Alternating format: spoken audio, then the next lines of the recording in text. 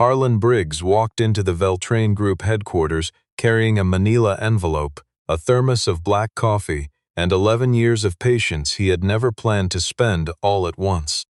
He had not come to make a scene. He had not come to raise his voice, or threaten anyone, or deliver the kind of speech that men in his position are sometimes tempted to rehearse on the Madra over. He had come because the deadline on the inspection waiver was 4:00 that afternoon, and because the alternative to coming was letting something his wife had spent 4 years building get buried under a parking structure for a hotel that would be half empty 9 months out of 12. Harlan was 44 years old. He had the kind of hands that told you everything about a person before they opened their mouth, scarred across the knuckles, permanently stained at the nail beds, with a grip that came from 2 decades of mechanical work in tight spaces and zero tolerance for shortcuts. He ran a one-man inspection and compliance consultancy out of a converted garage in Callaway Falls, a mid-sized manufacturing city in the river corridor that had spent the last decade watching its industrial base slowly be repackaged as mixed-use development opportunity. He was not wealthy. He drove a truck that needed a new transmission belt. His daughter Iris was 8 years old and had her mother's eyes and her mother's habit of asking questions that were more serious than the person asking them appeared to be. His wife, Maren, had died 22 months earlier. She had been a licensed structural engineer and the co-founder of something called the Callaway Industrial Preservation Trust, a small, underfunded, largely ignored nonprofit that had spent years documenting the load-bearing history and community employment value of every significant industrial structure in the river corridor before the developers got to them. The trust had existed in the same legal landscape as the Veltrain Group's riverfront expansion for 3 years, and Harlan had spent those 3 years watching Maren file objections and attend hearings and submit documentation that was received with the particular courtesy reserved for things that are not going to be taken seriously. When she died, the trust went quiet, and Harlan had let it go quiet because grief takes the shape of whatever container you put it in, and the container he had chosen was his daughter and his work, and the careful business of not falling apart in front of either of them. But 6 weeks ago he had found something in Maren's files. Not a secret, not a hidden weapon, just a document he had not known existed, filed in a folder labeled with her neat, compressed handwriting. Foundation Agreement, Dormancy Clause, Veltrain Corridor. He had read it once and set it down.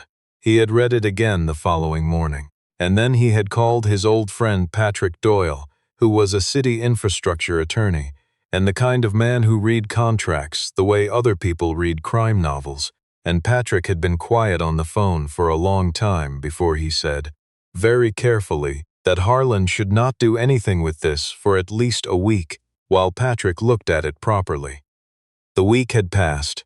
Patrick had called back and said the clause was real, it was active, and the only person who could invoke it was the surviving co-founder of the trust.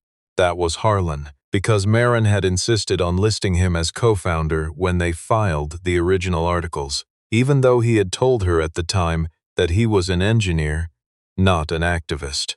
And she had said those two things were not mutually exclusive and that she wanted him in the document because she trusted his judgment and because she knew, with the quiet certainty she had about most things, that there might come a time when the judgment would be needed and she would not be the one available to use it. He had thought about that for a long time before he picked up the envelope and walked out to the truck. Veltrain Tower occupied the corner of River Street and Industrial Parkway, 32 floors of glass and reinforced concrete on land that had once held a working foundry.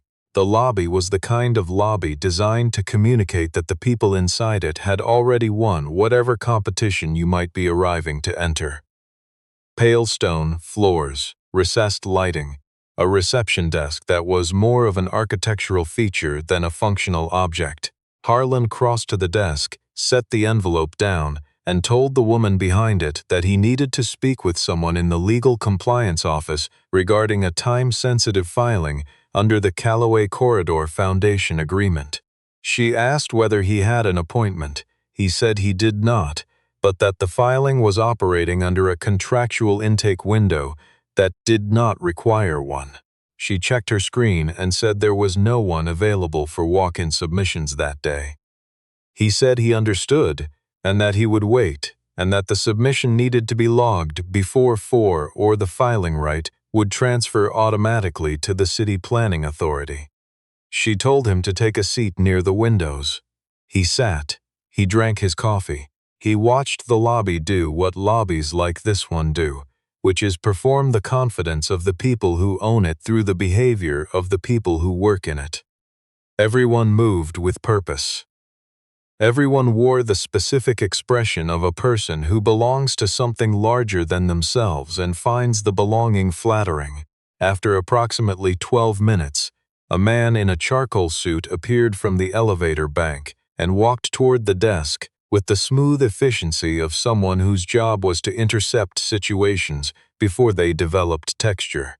His name was Conrad Voss, and he was the Veltrain Group's Director of Legal Operations, a position he had held for 7 years, and which he had used in that time to become the kind of lawyer who considered risk assessment and risk elimination to be the same thing.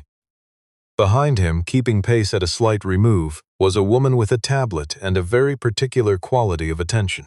Her name was Adeline Park, and she served as the Veltrain Group's Executive Director of Project Compliance. She had been with the organization for 4 years and had spent the last 18 months watching the riverfront expansion move through approvals she had occasionally flagged and been told were already handled.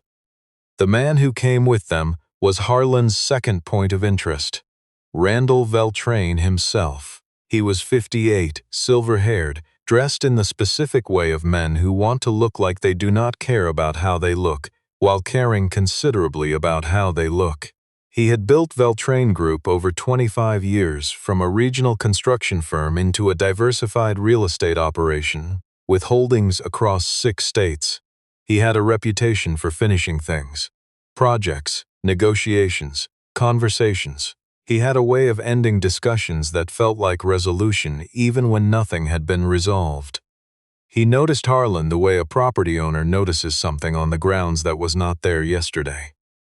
A brief assessment, a decision made before the assessment finished. He did not break his stride. Harlan stood. He said clearly, without raising his voice, that he had documents pertaining to the Callaway Corridor riverfront designation that needed to be received and logged before 4 o'clock that afternoon, and that the documents invoked a dormant review right under the original foundation agreement that predated the current development plan. Randall Veltrain stopped. He looked at Harlan the way experienced executives look at unexpected variables, with the expression of someone calculating how much this will cost, not whether it matters. Conrad Voss stepped forward and said, with the practiced neutrality of a man who had redirected many inconvenient people, that the Veltrain Group's legal office did not accept unsolicited document submissions from unrepresented parties, and that if Harlan had a formal filing he wished to make, there were appropriate channels available to him through the City Planning Office. Harlan looked at Conrad directly and said that the clause in question specifically granted the co-founder submission rights that bypassed city planning intake during the active window, and that Conrad appeared to already know what he was describing and should be careful about the language he used in a lobby with security cameras and witnesses. Conrad's expression did not change, but something in his posture shifted very slightly. Randall said, without lowering his volume for the benefit of the lobby, that he was curious what a man in a work jacket thought he was going to accomplish by walking into a building he had not been invited to. He said it the way people say things when they have forgotten that the room is listening. He said that the Callaway Corridor project had completed every regulatory review, had full city approval, and was 48 hours from groundbreaking, and that whatever papers were in that envelope were not going to change the morning his team had planned. Harlan looked at him steadily. He said that if Randall believed the documents had no standing, then logging them would cost him nothing. Randall told Conrad to have the man removed from the building.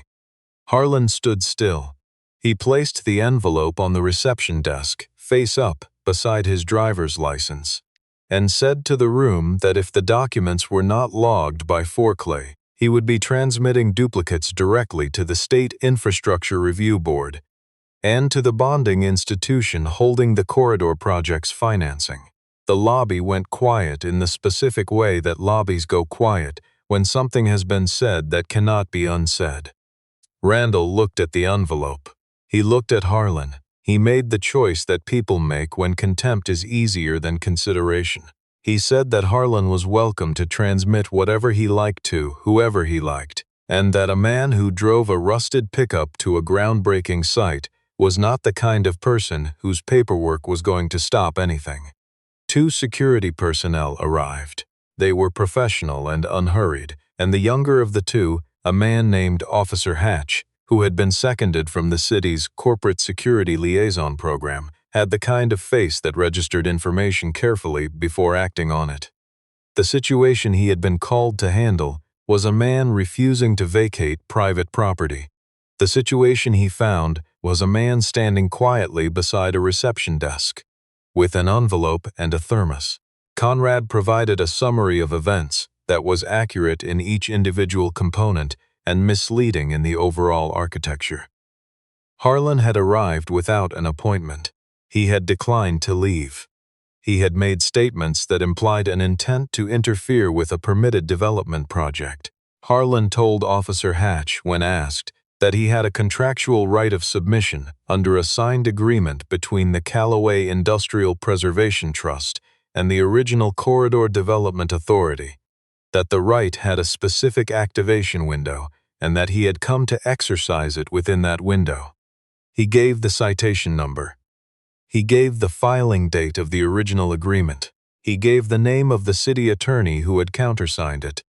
Officer Hatch wrote all of this down. He looked at the envelope on the counter. He looked at Harlan. He said he would need to detain him briefly while the matter was checked. He said it with the particular apology in a person's voice that happens when procedure and evidence are not pointing in the same direction.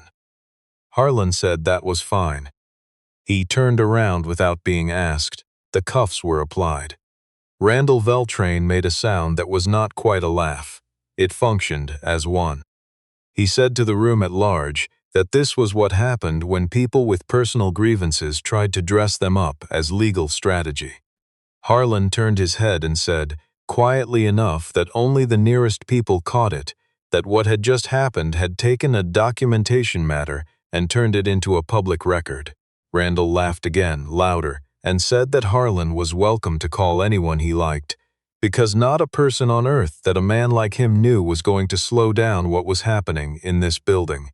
Before Officer Hatch guided him toward the exit, Harlan made one request. He asked to make a supervised phone call before being transported. Officer Hatch considered it. The man had been cooperative throughout. No formal charge had been filed. He said yes. Harlan dialed from memory. The phone rang twice. The man who answered said his name before he said anything else. Harlan said, Patrick, activate the trust clause. Authorization Marin 4. A pause settled on the line. Patrick said, Harlan, you understand what this does. It triggers a mandatory hold on every city-issued permit tied to the Corridor Foundation parcel. That includes the groundbreaking authorization. Harlan looked through the lobby glass at Randall Veltrain, still smiling in the middle of his building. He said, Do it. Nothing happened immediately. There was no alarm, no visible signal, no wave of disruption moving through the floors of Veltrain Tower to announce that the ground beneath a $26 million project had just shifted. Randall went back up to the conference room on the 21st floor, where his project director, 2 city officials, and the lead representative from the bonding institutions were waiting to finalize the groundbreaking authorization documents. He told them the situation in the lobby had been handled. The room accepted this because the room was arranged around Randall Veltrain, and had been accepting his framing of situations for long enough that it had become architectural. The permits were nearly countersigned when the bonding institution's representative, a woman named Felicity Crane, who had been in infrastructure finance for 18 years and had developed a very specific expression for situations where a number she had been told was stable turned out not to be, looked at her phone. She read the notification once. She read it again. The State Infrastructure Review Board had issued a mandatory compliance hold on the groundbreaking authorization for the Callaway Corridor riverfront parcel, pending a priority review request filed under the Callaway Corridor Foundation Agreement Dormancy Clause by a listed co-founder of the Callaway Industrial Preservation Trust. Conrad's face changed color. The project director asked what was happening.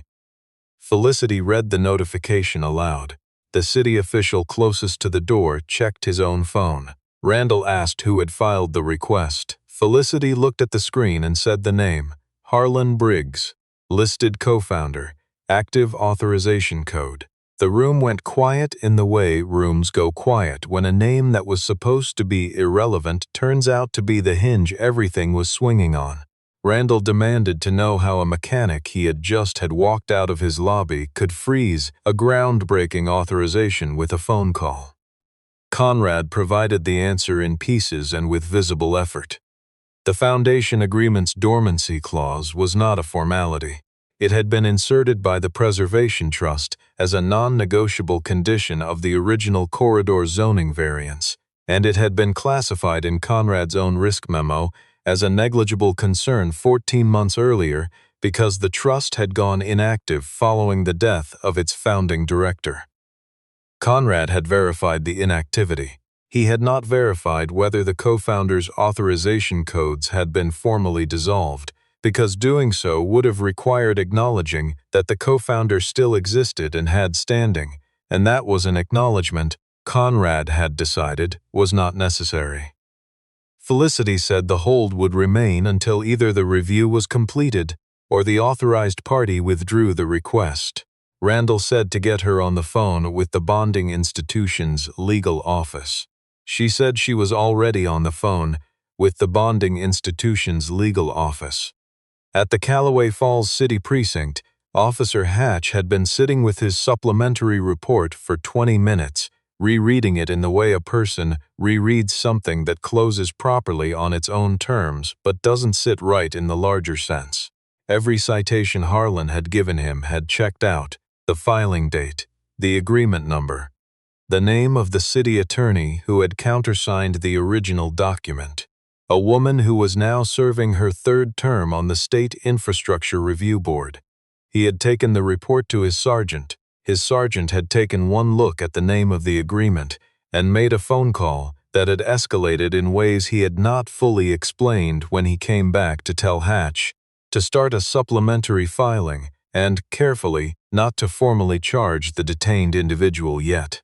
Captain Lorraine Beckwith had spent 23 years in municipal law enforcement, the last 7 in a role that required her to understand at a functional level the relationship between city permitting authority and the legal frameworks that occasionally complicated it.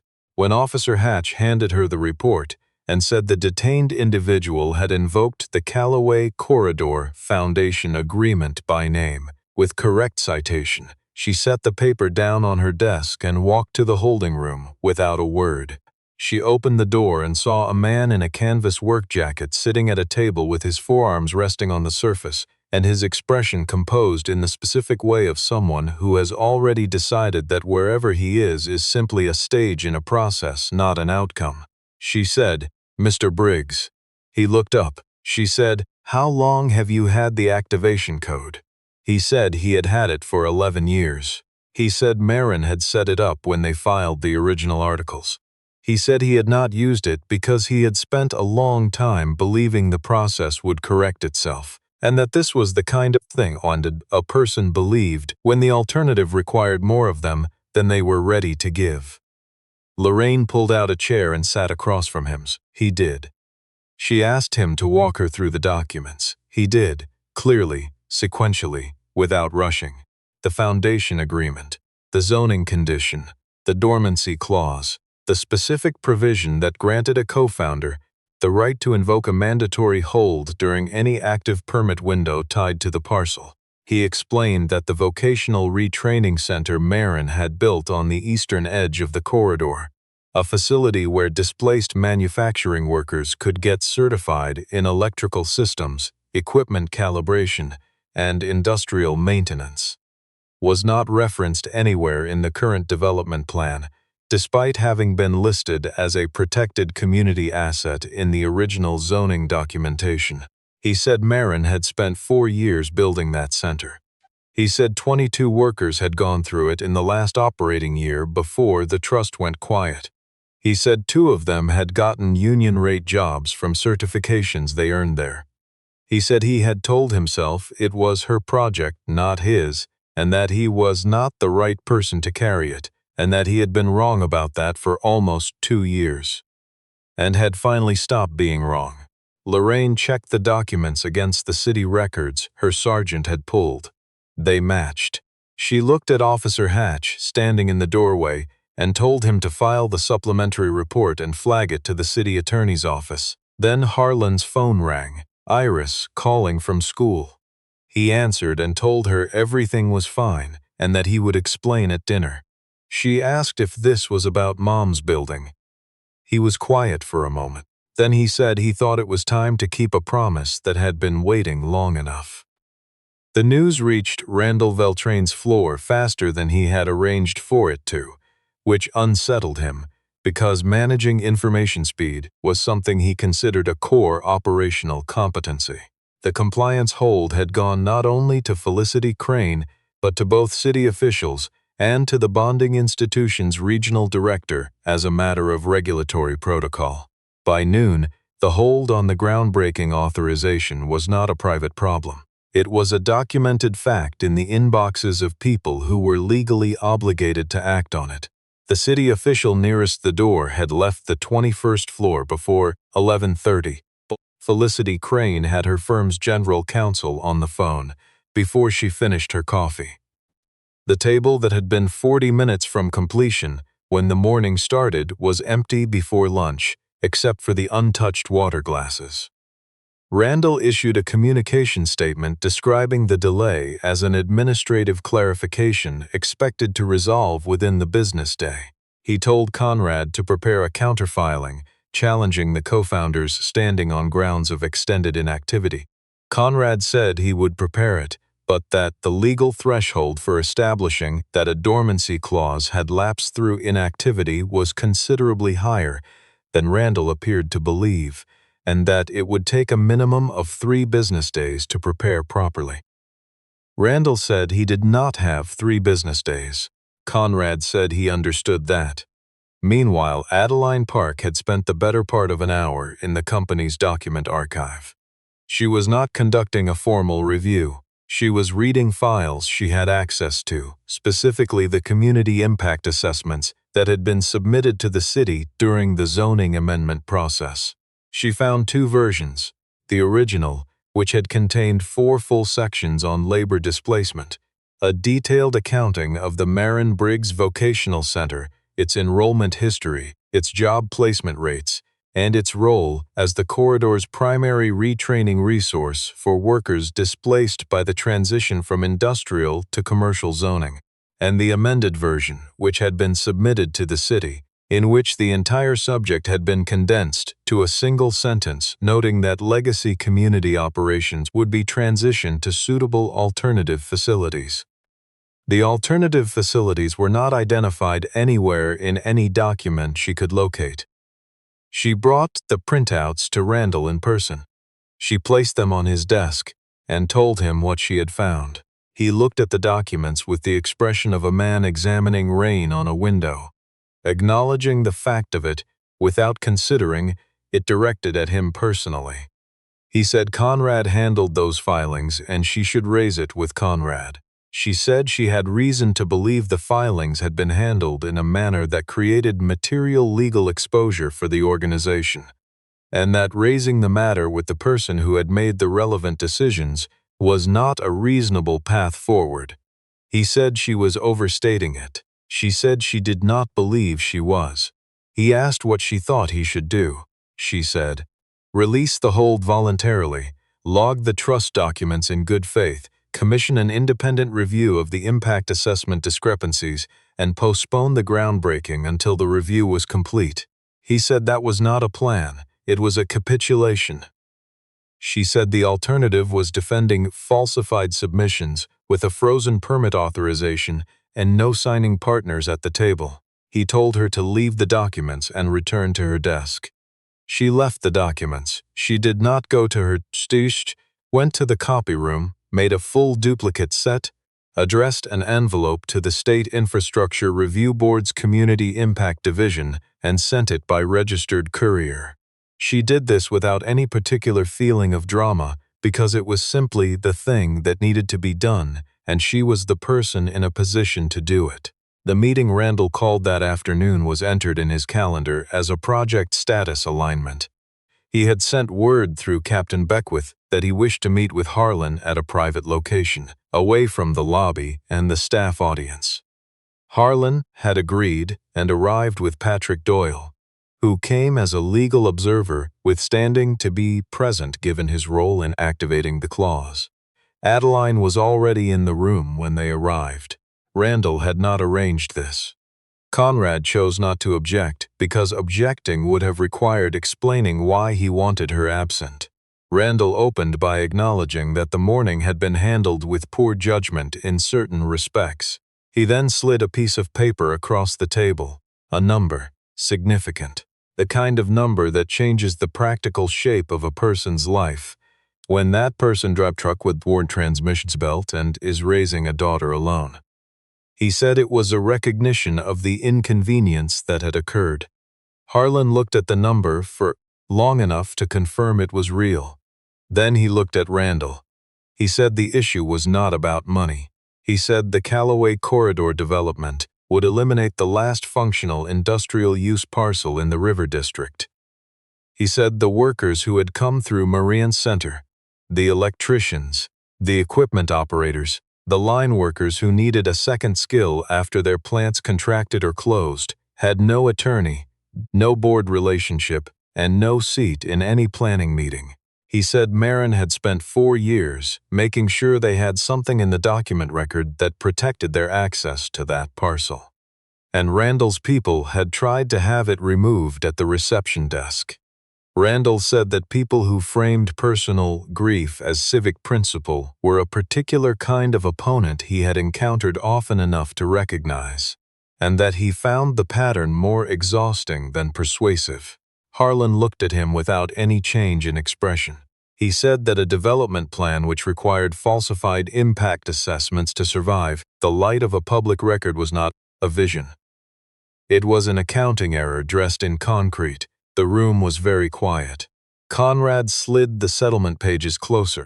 Harlan picked them up, looked at them for 2 seconds, and folded them cleanly down the center, and then in half again, the way a person does something irreversible they have already decided on. He set them on the table. Conrad said the physical act had no legal weight and he was welcome to reverse it. Harlan said he was aware of that, and the answer would remain the same. Randall said his legal team was prepared to sustain litigation for as long as it took, and that he would deploy every available instrument to protect the project he had spent 6 years developing. Harlan said he had heard that kind of statement before, generally from people who had confused the ability to spend money on a proceeding with the ability to make a true thing untrue. Adeline said, into the stillness, that she had found both versions of the community impact assessment in the company archive, and that the differences between the original and the submitted version constituted a material misrepresentation in documents filed with a regulatory body. She said it directly to Randall, clearly, in front of witnesses, because the purpose was not to inform Conrad, who already knew, but to say it out loud while the moment existed. Conrad told her the matter was outside her operational role. She said she had not been performing a legal review. She had been reading documents she had access to. Randall told her to leave. She left. He told Conrad to manage it. Conrad said he would handle it. Randall looked at Harlan and said the counterfiling would be submitted by the end of the week. Harlan buttoned his jacket, thanked Captain Beckwith for her time, and walked out. He spent the following morning making complete duplicate sets of every document, every supplementary filing, and every certified correspondence in his possession. He sent one set to the State Infrastructure Review Board. He sent a second to the Bonding Institution's Compliance Division. He sent a third to the Beltrain Group's Board Secretary with a cover letter describing the previous day's events and the specific discrepancies between the two versions of the impact assessment. He sent a fourth to a journalist he had met 3 years earlier when she had written a piece about the Industrial Preservation Survey Marin had published. She called back in under an hour. He answered 3 questions and told her the documents would say more than he could. She said that was probably right. The story published the following evening. It was precise and organized around facts. A man with a documented contractual right had attempted to file time-sensitive documents at a development company and had been removed and detained at the direction of company leadership. The project in question was now under mandatory state review, following the activation of a dormant clause by the individual who had been detained in the lobby. The piece included side-by-side excerpts from the original and submitted impact assessments. It included 4 requests for comment from the Beltrain Group's communications office. It noted that none had been returned. By the following morning, the bonding institution had extended the compliance hold to include all permits tied to Beltrain Group's corridor accounts. The city officials had issued a joint statement saying they had requested an independent review of the impact assessment submission process. The project director had retained personal legal counsel. The Beltrain Group's board convened an emergency session. The chair, a woman named Sylvia Orant, who had been on the board for 11 years and had never previously needed to ask Randall to account for himself in the particular way now required, called him the night before and said 3 things. The board needed him to voluntarily step back from all operational decisions during the review period. The bonding institution would not release any accounts while he remained in a signing role, and the conversation was not a negotiation. Randall said his name was on the company. Sylvia said that was accurate, and that it would remain so, and that his authority to make binding decisions for it would be suspended until the review was complete. The vote passed that evening. That night, Harlan drove alone to the eastern edge of the corridor. He parked where the old retraining center sat behind its chain-link fence, the padlock long rusted through, the sign above the door reading Harlan Briggs Vocational Center in letters that had once been deep green and were now mostly weather. He stood in front of it for a while, without doing anything in particular, which was the appropriate thing to do. He thought about the evening. Marin had spread zoning maps across the kitchen table and made him help her find the parcel boundary in exchange for his help fixing the water heater. He thought about how she had said, very seriously, that the people who would need that building most were the people who would never know to fight for it, and that someone had to do the knowing for them. He thought about Iris asking him once, when she was 6, why Mom went to so many meetings. He had said because some things don't happen by themselves. Iris had considered that for a moment and said that seemed tiring. He had agreed that it was. His phone rang. Iris from her grandmother's house. He told her he had seen the building. She was quiet for a moment, then she said she was glad he went. He said he was too. Randall Beltrain held a brief press availability the following morning at 9. He had written his own statement, which was unusual. He intended to characterize what had occurred as an interference campaign driven by personal grievance. He intended to announce a counterfiling. The second question from the assembled press was whether he was aware that the board had voted the previous evening to suspend his signing authority pending the outcome of the compliance review. He looked at the microphone. The journalist read the board's public statement aloud. The photographers adjusted their framing. The tenor of the room shifted in the way rooms shift when the person at the front of them no longer controls what is happening beneath them. Sylvia Orant appeared at the microphone. She said, with the steady evenness of someone completing a difficult task professionally, that the Veltrain Group was committed to full cooperation with the state review, that the groundbreaking authorization had been suspended pending the outcome of the independent impact assessment audit, and that Conrad Voss had been placed on administrative leave pending an internal investigation into the document discrepancies that had come to light. She said, the detention of the previous day had been an error in judgment on the part of company leadership and that the board regretted it. She looked toward the back of the room. Harlan was standing near the wall, hands in his pockets, wearing the same jacket he had worn the morning before. He had not come to speak. He had come because Adeline had told him the board intended to make a specific statement about the vocational center, and he wanted to hear it in person rather than from a recording. Sylvia announced that the corridor development plan would be restructured to include a formally designated community use zone on the eastern parcel, that the Harlan Briggs Vocational Center building would be restored and reopened under its original name, that a community oversight board would be established, with seats reserved for representatives from the River District's labor and manufacturing communities, to advise on all future corridor development decisions. Randall was standing to one side. He looked across the room at Harlan with the searching expression of a man looking for evidence that something has been personal. He was looking for satisfaction, or vindication, or the particular brightness in a person's eyes that comes from having gotten what they came for.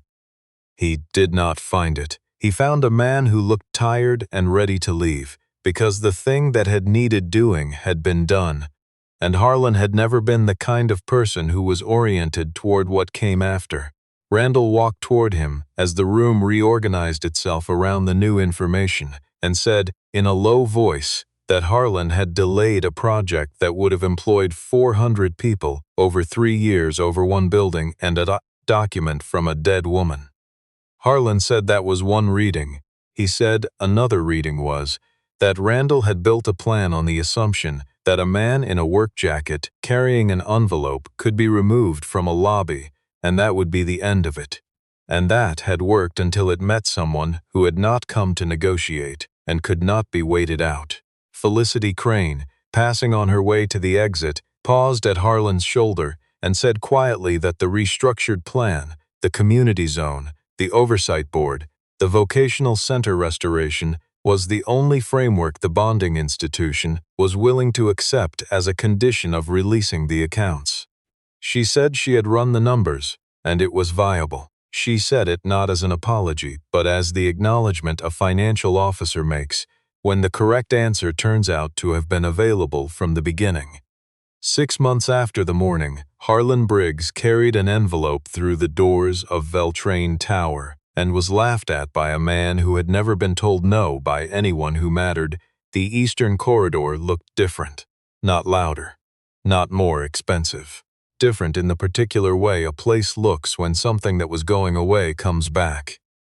The Harlan Briggs Vocational Center had scaffolding on the south face and new electrical conduit running along the interior wall where the old panel had failed. The sign above the door had been repainted in the original deep green. A newly hired program director had scheduled the first enrollment session for industrial equipment certification. 14 workers had registered. Most of them had been laid off when the stamping plant on the north end had consolidated its operations across the state line the previous winter. Harlan taught the electrical systems unit 2 mornings a week. He had not planned to. The program director had asked, and Patrick had said it seemed like the obvious thing. Iris had told him, with the directness she had inherited fully and without apology from her mother, that it was exactly what he should be doing, and she did not understand why he was deliberating about it. He taught the way Marin had taught him to value precision, not as a performance of competence, but as a form of honesty about what a system required in order to work. He did not talk about Randall Veltrain. He did not talk about the lobby or the phone call or the frozen permits. He taught. Randall had resigned from operational leadership of the Veltrain Group 8 weeks after the board vote. He retained his ownership stake and his personal wealth. A new executive team had been installed with a mandate to rebuild the compliance infrastructure. Conrad Voss had resigned and was under review by the State Bar.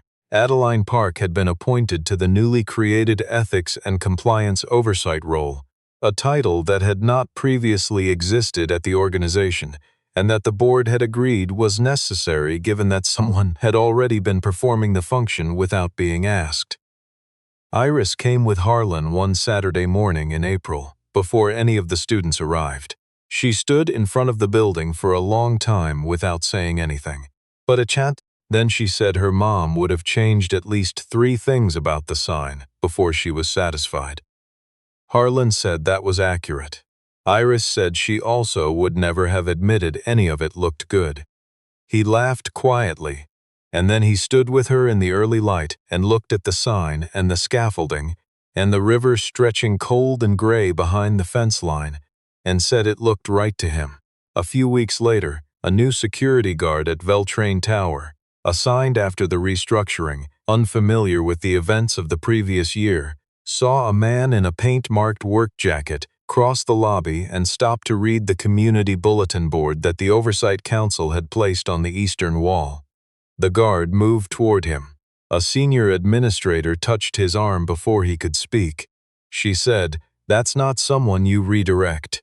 This building almost lost everything, because people kept making assumptions about what a man in that jacket could and couldn't do."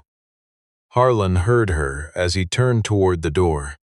He walked out into the morning air, crossed to the truck, and drove back to the center where 14 people were waiting to learn something new. He was the same man who had walked into that lobby on a gray Tuesday with an envelope in a canvas bag and been laughed at by someone who had never considered that a person who looks like nothing to you might be carrying everything that matters. He had never needed to raise his voice. He had only needed to know what Marin had made sure was true and to be willing, finally, to use it.